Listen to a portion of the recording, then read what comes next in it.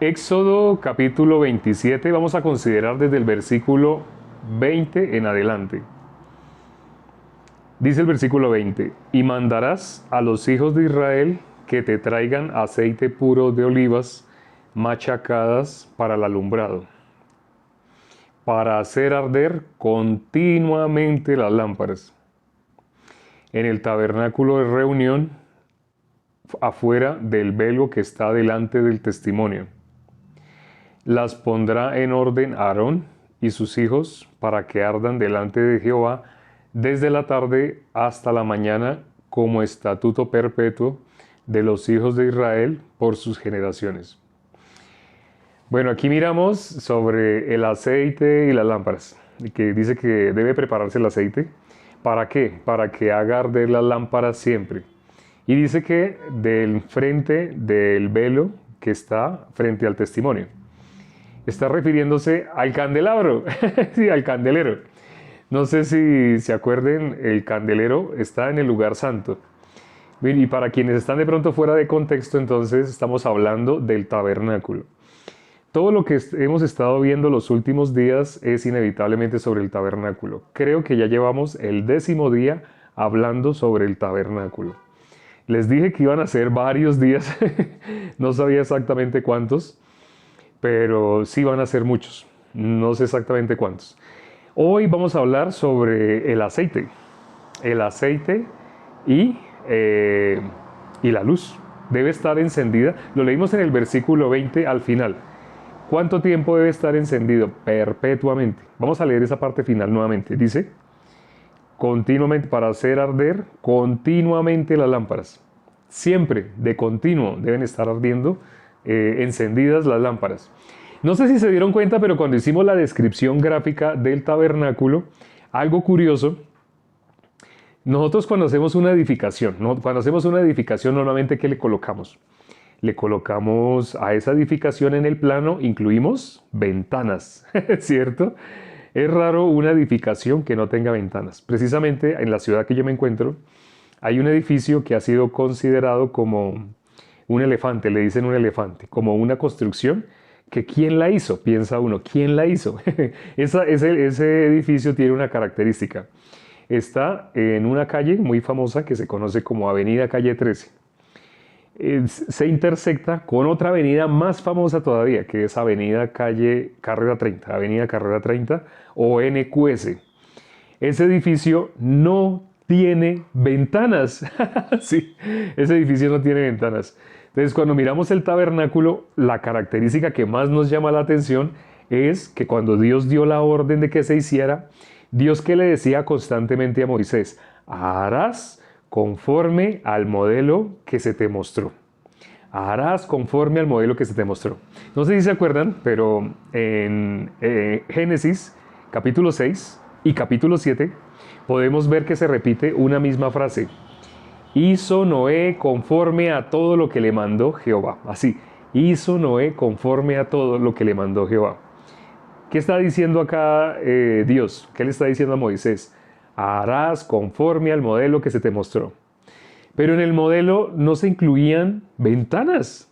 No sé si se habían dado cuenta de esa pequeña peculiaridad. En el tabernáculo no habían ventanas. Hay un versículo que esta nueva religión que surgió, que dicen que Jehová es el diablo, sí han oído, ¿no? Ya de pronto algunos se han enterado. Otros no. Pero quien está constantemente contestando preguntas o en estos medios subiendo videos explicando, aparecen muchas personas de esa religión diciendo, pero sabemos que Jehová es el diablo, así dicen. Y pues bueno, al principio pues me sorprendió, yo nunca había oído hablar algo así, pero entonces me empezaron a mandar versículos, cuando mandaban esos versículos, eso es porque lo están sacando de contexto, están leyendo únicamente el versículo aislado. Leyendo versículos aislados, pues se pueden armar las doctrinas, las diferentes doctrinas. Todas las doctrinas que conocemos se han formado de esa manera, porque sacaron versículos fuera de contexto. Sabemos, por ejemplo, una religión que surgió de... el versículo que tienen insigne es Mateo capítulo 16, versículo 18, donde dijo nuestro Señor Jesucristo, sobre esta roca edificaré mi iglesia. Sacando ese versículo de contexto, ¿cómo han presentado ese versículo? Si ve que es sobre Pedro, porque ahí dijo, tú eres Pedro, y sobre esta roca edificaré mi iglesia. Pero en la Biblia dice, no hay otra roca fuera de Dios. ¿Acaso hay otra roca fuera de Dios? Es más, dice la palabra, nadie pone otro fundamento diferente del fundamento que hay. ¿Cuál es ese fundamento? Cristo. Nadie puede poner otro fundamento. ¿Cuál es el fundamento? Cristo. Está escrito en la Biblia.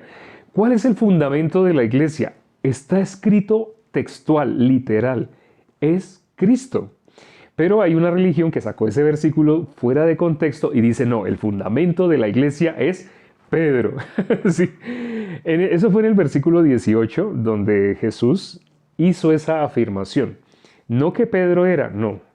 Si uno lo lee solamente literal, sin tener en cuenta los otros versículos, los que están antes y los que están después, uno podría pensar así. Cuando uno mira el capítulo 18 se da cuenta, cuando dice que le da las llaves, se las dio a Pedro, se las dio a la iglesia. Eso lo podemos leer 2 capítulos más adelante. Pero la persona que tiene que hacer para poder darse cuenta, leer la Biblia. Si no lee la Biblia, una persona va y le habla de un versículo sacado del contexto, y esas personas son las que más usan esa expresión. No hay que sacar de contexto, pero están sacando del contexto, porque sacan aislado y enseñan de esa manera. ¿Esas personas les ha resplandecido la luz? No, por supuesto que están afuera. Vamos a Mateo 22. En Mateo 22, ahí se nombra los que están afuera. Vamos a mirar Mateo capítulo 22, el versículo 13. 22, versículo 13. Dice: entonces el rey dijo a los que servían. Miren lo que le dijo a los que servían. Atadle de pies y manos y echadle en las tinieblas de afuera. Allí será el lloro y el crujir de dientes. Lo contrario a la luz, ¿qué es? Las tinieblas. Es lo contrario a la luz, las tinieblas. Pero no sé si se dan cuenta de algo peculiar. Ahí dice, echadle a las tinieblas de afuera. ¿Acaso hay tinieblas adentro? Para que diga, echadle a las tinieblas de afuera. Sí, hay tinieblas adentro. ¿Dónde resplandece la luz? ¿Dónde resplandece la luz? La luz resplandece donde hay más luz. Nuestro Señor Jesucristo es la luz. ¿Sí? Vamos a mirar Juan capítulo 1, versículo 5. Miremos Juan capítulo 1, versículo 5. Ahí dice dónde resplandece la luz. Dice, la luz en las tinieblas resplandece, y las tinieblas no prevalecieron contra ella. Pero cuando miramos el capítulo 22 o el capítulo 25, en el capítulo 25, cada que nuestro Señor Jesucristo explica cuál es el reino de los cielos, tiene que decir los que no son del reino de los cielos, ¿dónde son echados? A las tinieblas de afuera. Vamos a mirarlo. Ahí, Mateo capítulo 25, el versículo 30. Y al siervo inútil, echadle en las tinieblas de afuera. Así dice, ¿no? Y al siervo inútil, echadle en las tinieblas de afuera. Allí será el lloro y el crujir de dientes. Está hablando de tinieblas de afuera. Otra vez, igual que antes. ¿Dónde resplandece la luz? En las tinieblas. ¿Por qué en el tabernáculo no habían ventanas? ¿Sí? ¿Por qué no habían ventanas? Sería muy peligroso. Ahí tenían que entrar los sacerdotes, tenían que hacer la administración normal. Ya la vamos a ver en detalle, qué es lo que se hace con un elemento, qué se hace con el otro. Todo eso lo vamos a ver más que todo en Levítico. Pero bueno, aquí estamos viendo, es oscuro y tienen que entrar personas a ese lugar tan oscuro. Pero no es oscuro. Sí, sería oscuro si no hay luz. Entonces, es el tabernáculo. ¿Cómo se llama ese lugar donde está el candelero? Se llama el lugar santo. Es el lugar santo. ¿Pero por qué está oscuro? Debería haber luz, porque la luz es vida. La luz es nuestro Señor Jesucristo. También dice en Juan capítulo 1, ahí también dice que es nuestro Señor Jesucristo la luz. Entonces, ya que nuestro Señor Jesucristo es la luz, en el lugar santo tiene que haber luz. ¿Pero qué luz tiene que haber? La luz que es nuestro Señor Jesucristo, porque si no, no sería lugar santo. Por eso, el candelero, que representa a nuestro Señor Jesucristo y representa a la iglesia, debe estar alumbrando, ¿cómo? Lo leímos hoy en el versículo 20, en la parte final del versículo 20 de Éxodo 27, dice, de continuo, continuamente, siempre, Y en el versículo siguiente lo enfatiza por la tarde y por la mañana. Acuérdese, Dios no nombra la mañana y la tarde, sino por la tarde y luego también por la mañana. Como la mañana de último, por la tarde y luego también por la mañana. ¿Sí? Siempre debe estar ardiendo debe estar siempre encendida. ¿Qué cosa? Sí, la caña central, así se llama, ¿no? Caña central del candelero y los 6 brazos que tiene la iglesia. Ahora, ¿por qué la iglesia? Vamos a mirar la palabra, vamos a mirar Mateo 5. ¿Qué dice? Mateo 5:14. Dice, vosotros sois la luz del mundo. Lo está diciendo nuestro Señor Jesucristo. Vosotros sois la luz del mundo. Curioso. Cuando uno le pregunta a las personas, bueno, pero la luz, ¿quién es? Ah, sí, mucha gente sabe. No todo el mundo, pero la gran mayoría sabe. Ah, sí, la luz es nuestro Señor Jesucristo. La luz es nuestro Señor Jesucristo. ¿Pero qué está diciendo nuestro Señor Jesucristo? Vosotros sois la luz del mundo. ¿A quién le está hablando? A los justos. Vosotros sois la luz del mundo. ¿A quién le está hablando? A la iglesia. Y la iglesia no es la reunión de pecadores. La iglesia es la congregación de los justos. Sé que para el común de las personas que tiene una idea que ha sido transmitida por esta sociedad, sus padres, no sé, el instituto donde asistieron, donde estudiaron, sus profesores, todo el mundo tiene una idea. ¿Pero qué idea tiene? Una idea que es conforme a nuestra lógica, conforme a nuestro punto de vista, pero no tiene nada que ver con la palabra. Por ejemplo, en el tabernáculo, sí, en el tabernáculo no habían ventanas, pero constantemente estaba iluminado. Constantemente estaba iluminado, porque se dio una orden. Después de que se armó el tabernáculo, se dio una orden. Siempre ahí va a brillar la luz. ¿Dónde? En la oscuridad. La luz en las tinieblas resplandece.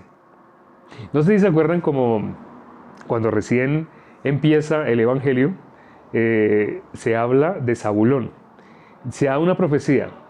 ¿Qué dice? Le resplandeció luz. Se está refiriendo a nuestro Señor Jesucristo. Ahorita que acabamos de leer, nuestro Señor Jesucristo dice, vosotros sois la luz. Ese candelero, sí, la caña central, nuestro Señor Jesucristo. Los 6 brazos, el hombre, los justos, la iglesia, para que alumbre. ¿Por qué nosotros podemos alumbrar? ¿Se acuerdan el fruto? Todo el mundo se sabe ese versículo que dice, por sus frutos los conoceréis. Todo el mundo conoce ese versículo, pero casi nadie sabe cuál es el fruto del justo. Cuando le preguntamos a las personas, ¿cuál es el fruto que la Biblia dice, por sus frutos lo conoceréis?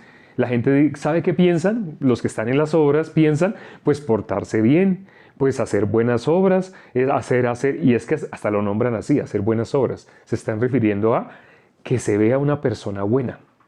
¿Eso es los frutos? Que se vea una persona buena. Pero si Jesús dijo ninguno hay bueno, decir personas buenas es decir lo contrario, y tengo que graficarlo, qué pena.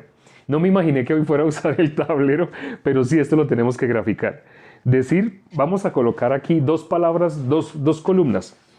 Una columna con la voz de Dios, lo que es de Dios. Entonces, lo que es de Dios. Y otra columna con lo que es del enemigo, Satanás. ¿Cómo reconoce uno las palabras de Dios y las palabras de Satanás? Porque dicen exactamente lo contrario. Cuando la palabra de Dios va en este sentido, la palabra de Dios va en este sentido, la palabra de Satanás va en sentido opuesto, totalmente lo contrario. Dios dijo, ciertamente morirás. Dios dijo, morirás. Morir. ¿Y qué dijo Satanás? No.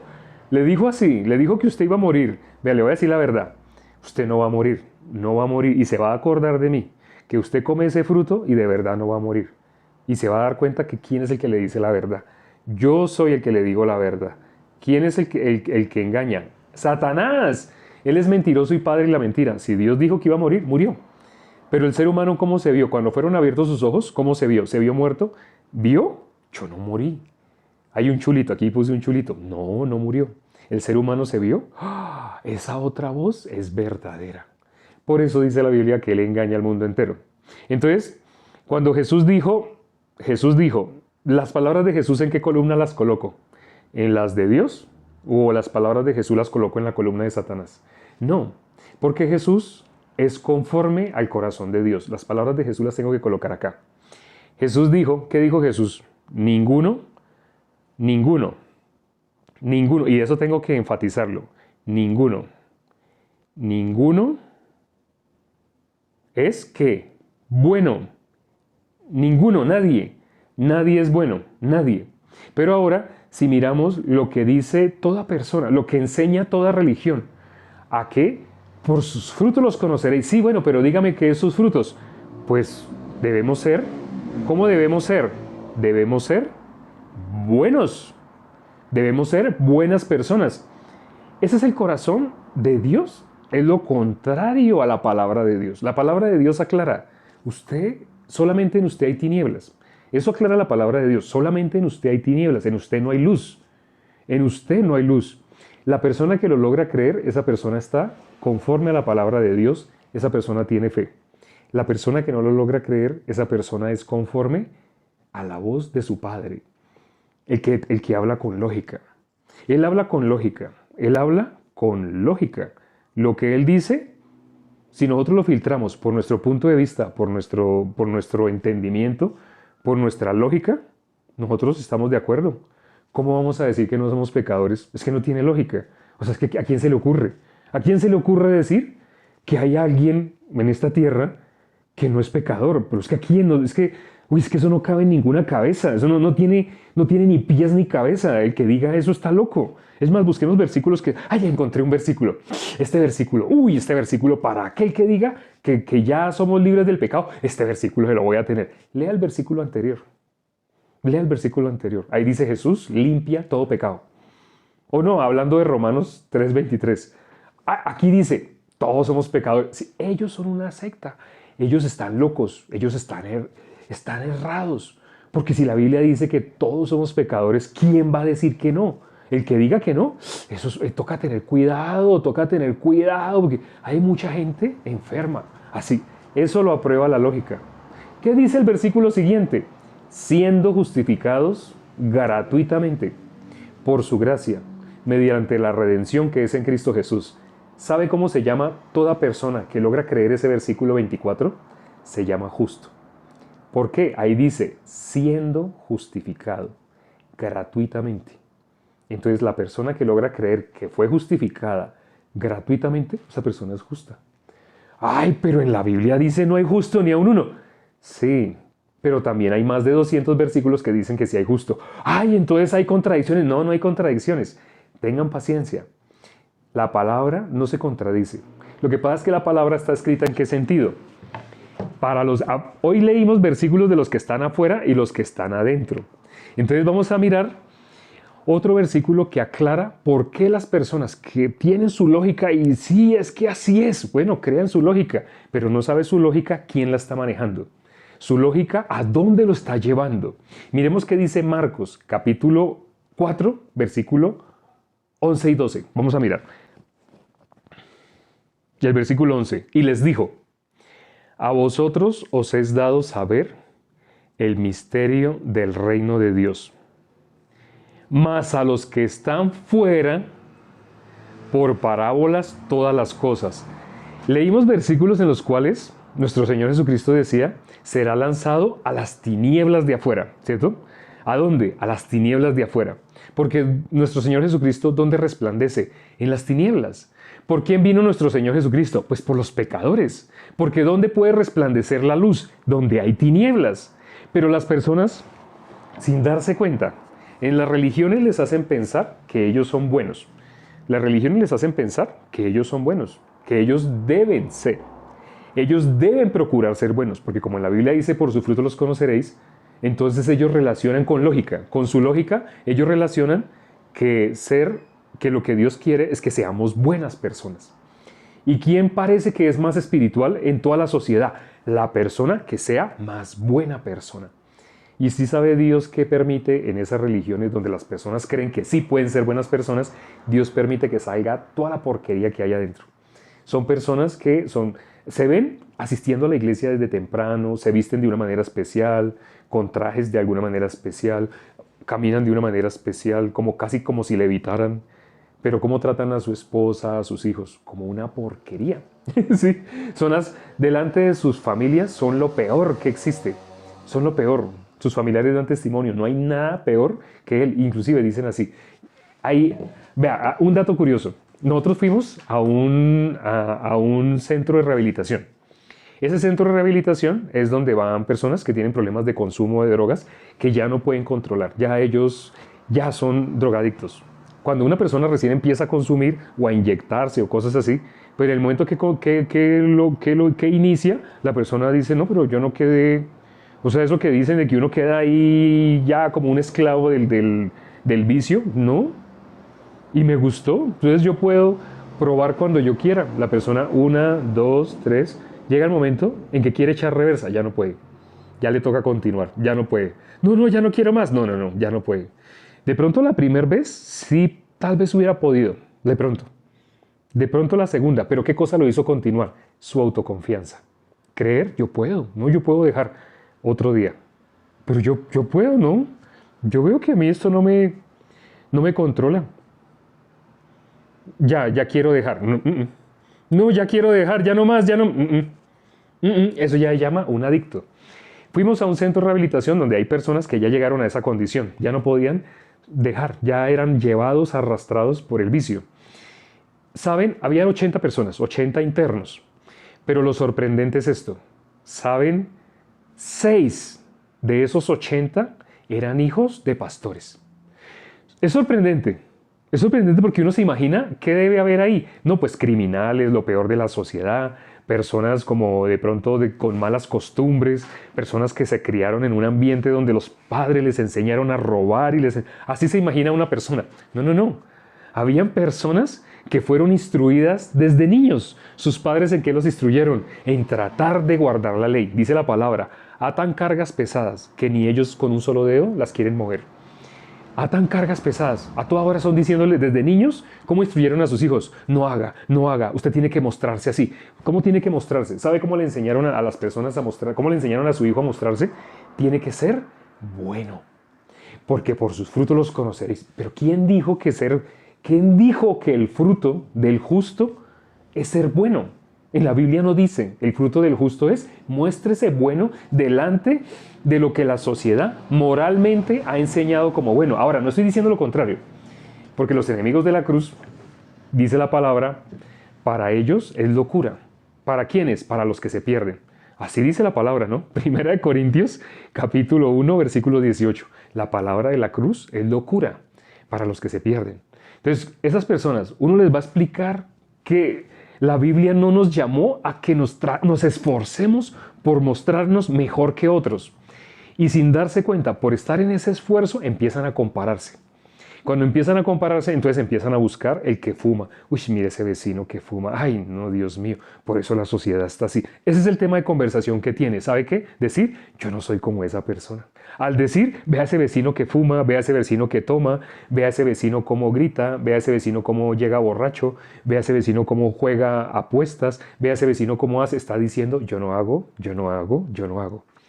Esa es la religiosidad. Sin darse cuenta, la gente los quiere. No, la gente ya está hastiada. La gente está hastiada de esas personas que se creen buenas.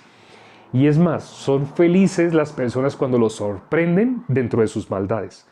Muchos pastores, no sé si ustedes hayan escuchado, han sido sorprendidos como teniendo amante. ¿Qué es lo que enseñan desde el púlpito? Enseñan, dan unas predicaciones espectaculares de cómo llevar su hogar correctamente. ¿Cómo deben llevar su hogar?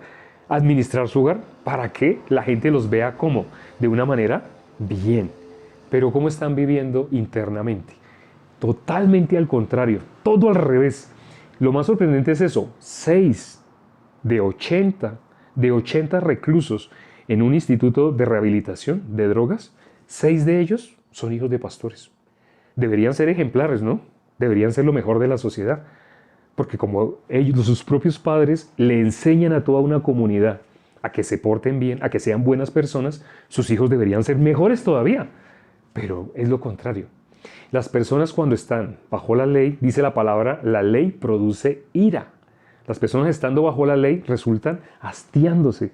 Y es más, ellos se dan cuenta la hipocresía que hay en las personas que se quieren mostrar buenas. Vamos a mirar un versículo donde dice cuál es el fruto del justo. De pronto algunos ya lo habrán escrito. No he podido leer los comentarios, qué pena. Ahí me tuve que acercar, no he podido leerlos, pero sé que algunos ya conocen, algunos los que están en este en vivo, sí conocen efectivamente cuál es el fruto del justo. El común de las personas piensa, el fruto del justo es ser buena persona. Eso es lo que piensa el común de las personas. Por sus frutos los conoceréis. O sea que tiene que ser buena persona delante de lo que la sociedad llamaría bueno, moralmente. ¿A eso se refiere? Vamos a mirar Proverbios, capítulo 11, versículo 30. Ahí dice cuál es el fruto del justo. La iglesia es la congregación de los justos. Pero el fruto del justo, ahí lo dice. Vamos a leerlo. Vamos a leerlo sin quitarle ni añadirle. Proverbios capítulo 11. Vamos a ver. Espero que ya lo tengan. Dice: el fruto del justo es árbol de vida. Así dice. Ahí no dice el fruto del justo es que dé pan a personas, vaya y le dé de comer a personas. Pero es que en la Biblia hay versículos donde dice que sí, que demos pan. Pero ¿sí sabe a qué se refiere con dar pan? Cuando dice ir y saciar al hambriento, cuando dice soltar las cadenas de opresión, ¿sí sabe a qué se refiere? No. ¿A quién se le quitan las cadenas de opresión? Pues a los esclavos. Miremos qué dice Juan 8:32 sobre la esclavitud. Habla sobre ser esclavo del pecado. El tabernáculo, ¿qué es lo que en el tabernáculo Dios nos quería manifestar? Dios quiere un sitio donde el ser humano se pueda reunir con Él. Dios mismo le puso al tabernáculo el nombre de tabernáculo de reunión. Ese es el lugar donde Dios se iba a encontrar con Él. Ese es el primer templo. Después, David, con su buen corazón, David, ¿qué quería? Construirle una casa a Dios. Él dijo, no puede ser que me esté reuniendo con Dios en ese tipo de templo. ¿Qué templo era? Pues tiendas. El tabernáculo es una tienda. Eso es un tabernáculo. Pero ya el rey David ya tenía una edificación con cedro, muy hermosa. Como una de las casas modernas que vemos hoy en día, él quería hacerle algo así hermoso a Dios, muy bonito. Unas paredes altas, ojalá talladas, con muñequitos, así. Él quería hacerle un templo. Pero ¿sabe quién edificó ese templo? El rey Salomón. ¿Dios permitió que ese templo nunca fuera destruido o Dios permitió que fuera destruido? ¿Qué dijo nuestro Señor Jesucristo? Viene la hora y ahora es. Cuando ni allá, en templos no. Dios no habita en templos hechas por manos humanas. El templo es el cuerpo, donde está el Espíritu de Dios. ¿Por qué dice? No sé si se acuerden de Lucas, capítulo 16, capítulo 10, Lucas capítulo 10, donde aparece la historia, desde el versículo 25 en adelante aparece la historia del hombre asaltado por los ladrones. ¿Qué título le pusieron a ese pasaje? Le pusieron el título El Buen Samaritano. ¿Sí? Miremos ya rápidamente el versículo 33, 34, miremos. Dice el versículo 33. Pero un samaritano que iba de camino vino cerca de él y viéndole fue movido a misericordia y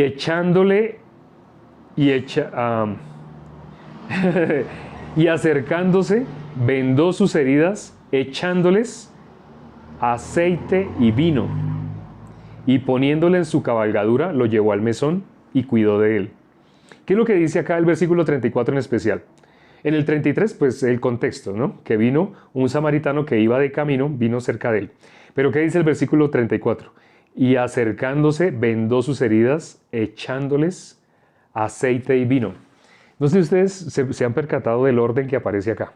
Lo normal que es cuando se hace una herida, ¿qué primero se echa? ¿Se echa lo que desinfecta o lo que cauteriza? Primero se echa lo que desinfecta, se echa el vino. Antiguamente, ahorita tenemos otros productos, pero antiguamente, cuando no existían los productos químicos de hoy, se echaba primero vino. Y el vino, por tener alcohol, es el que desinfecta. Ardía el vino, pero tenía que echarle por si había bacterias así, el vino, el alcohol. El alcohol tenía esa propiedad de que iba a desinfectar. Y después de que caía vino por ahí, ahí sí se le echaba aceite. ¿Para qué se le echaba aceite? Para que no entrara más virus, parásitos, cosas así que hay en el ambiente.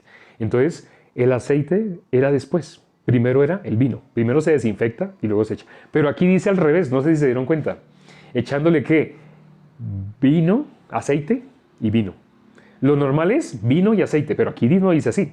Aquí dice echándole aceite y vino. ¿Por qué dice así? ¿Se está refiriendo a una herida así que se cortó así? No, está hablando del Espíritu de Dios. Está hablando del Espíritu Santo. Cuando una persona recibe el Espíritu, acuérdense en Pentecostés, 50.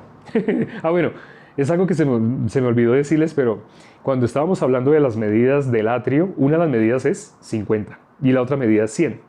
50 es penta. El Pentecostés, 50 días. ¿Qué pasó? Vino el Espíritu Santo. ¿Cuánto tiempo? 50. Para nosotros, ¿qué es completo? Para nosotros completo es el 100%, ¿cierto? Pero Dios, ¿cuándo vino la llenura? ¿Cuándo vino la plenitud? En el 50. Pero sí, ¿no es el 100%? Sí, para nosotros sí. Estamos acostumbrados a nuestro punto de vista a la matemática. Dios no mira lo que mira el hombre. Entonces 50, esa es llenura total. Pero para nosotros es 100. ¿Cuáles son las medidas del atrio? 50 por 100. No sé si se acuerdan. ¿Por qué Dios dijo que tenían que ser esas medidas?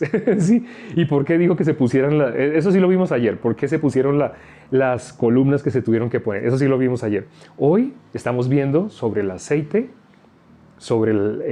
y sobre la luz, el alumbrado que tenía que tener el lugar santo. Siempre el candelero debería estar alumbrando. Ya vimos rápidamente, cuál es el fruto del justo. El fruto del justo es árbol de vida. Entonces, dar pan a un hambriento, nuestro Señor Jesucristo es el pan del cielo. Cuando la Biblia está hablando así de dar, parece que estuviera hablando de hacer obras de beneficencia. No, no está diciendo eso. Pero dice que visitar viudas. Sí, pero ¿quién es viuda? La que no tiene marido. ¿Qué le dijo nuestro Señor Jesucristo a la mujer samaritana? Bien has dicho, porque 5 maridos has tenido, y el que ahora tienes tampoco es tu marido. Espere, ¿ha tenido o no ha tenido? Le ha dicho, no, esos no son maridos. Esos, la gente piensa, ese es el marido. Bíblicamente, el esposo es nuestro Señor Jesucristo. La iglesia es la esposa. No sé si sabían eso. Sí. Bueno, son muchas cosas que no alcanzamos a considerar todo. Hoy solamente 2 versículos y mire todo lo que Dios nos ha permitido, así como considerar. Vamos a orar ya para terminar. Padre, gracias por este tiempo que nos has permitido para considerar tu palabra. Permite que lo verdaderamente importante, que es el Evangelio, quede establecido en el corazón de las personas. Nuestro Señor Jesucristo quede establecido en el corazón de las personas, pero no conforme a la idea que han tenido de nuestro Señor Jesucristo. Porque nuestros pensamientos de continuo solamente van ¿hacia dónde? Hacia el mal. Desde antes de salir el pensamiento, ya todo designio es de continuo el mal. Permite que nosotros podamos saber lo que es negarnos a nosotros mismos, es decir, arrepentirnos. El arrepentimiento es negarse a sí mismo. Permite, Padre, que en el corazón de las personas que aún no les quede claro, tengan paciencia. La fe viene por el oír por la palabra de Dios. Gracias a Dios se han habilitado estos espacios para que podamos compartir la palabra. Dales el tiempo, apareja el corazón de ellos, haz lo que sea necesario para que ellos quieran estar todos los días llenándose de tu palabra. Porque únicamente lo que puede limpiar verdaderamente es tu palabra. Ya hay unos que han recibido la salvación, pero hay otros que todavía están en el proceso, están escuchando, y hay otros que si se distraen pueden ser engañados fácilmente para no escuchar el lugar donde les pueden explicar la salvación. Te pido por todos, en especial por los nuevos, los que llegaron el día de hoy o estos días, y hemos orado en el nombre de nuestro Señor Jesucristo. Amén.